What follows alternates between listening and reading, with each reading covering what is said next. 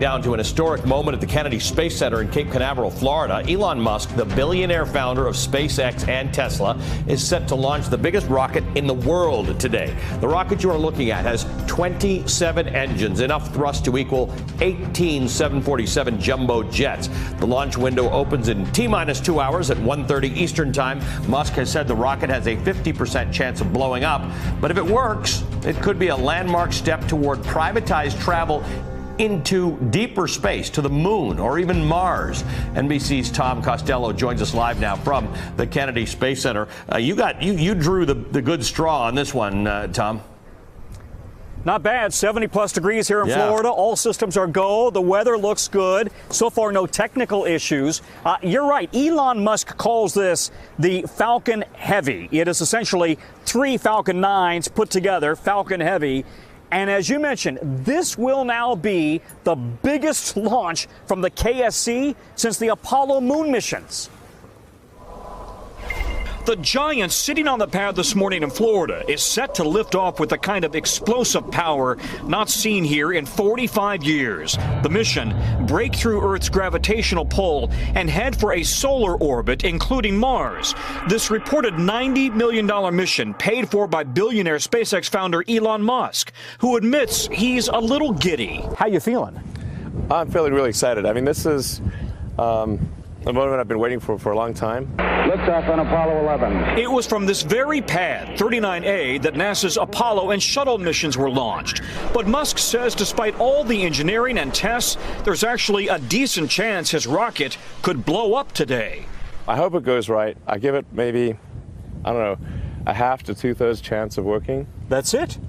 Yeah. Actually, I feel like 2/3, but I think realistically half. Falcon Heavy stands 229 feet tall.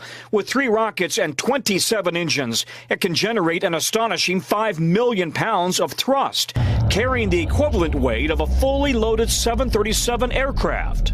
And here's what's really cool. Whereas previous rockets from Apollo or the shuttle fell back into the ocean, SpaceX wants to reuse theirs. So all 3 are programmed to come back down safely to Earth or to a platform in the ocean. If it goes well, it could be used to launch satellites far more cheaply. And perhaps one day a bigger version will lead a manned mission to the moon or even Mars. I think it'll mean that the United States will have the largest rocket on planet Earth right now to take payloads up into orbit. While the rocket today is unmanned, there is precious cargo aboard. Elon Musk's personal cherry red Tesla Roadster, complete with a dummy behind the wheel. And in honor of the late David Bowie, a looped recording of his song, Space Oddity. Ground control to Major Tom. I'm very hopeful that humanity will have a base on the moon and a city on Mars in our lifetimes. In our lifetimes? Yes. Yes. Well, city, village. Depends what you call a city. But let's call it a really serious lunar base, which I think would be amazing. And the beginnings of a city on Mars. Today's mission is also all about the mantra, go big or go home.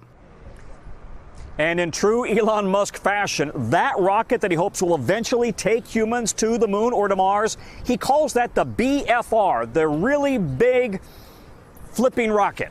So that is in true Elon Musk style. Again, the window today opens at 1:30 today. Weather is good.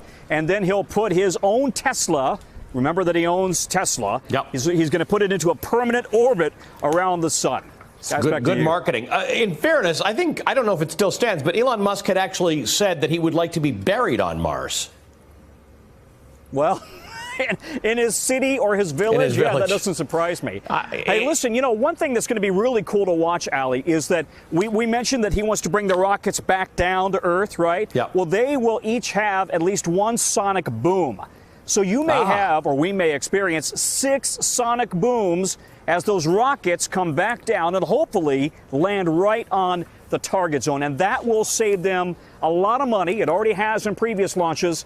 And that makes this a much more feasible way, economically feasible way to launch satellites. As journalists, we get to see a lot of fantastic, amazing things. But having been down there for a launch of the shuttle, a rocket launch is a fascinating thing. If you're not impressed by that, just throw in the towel.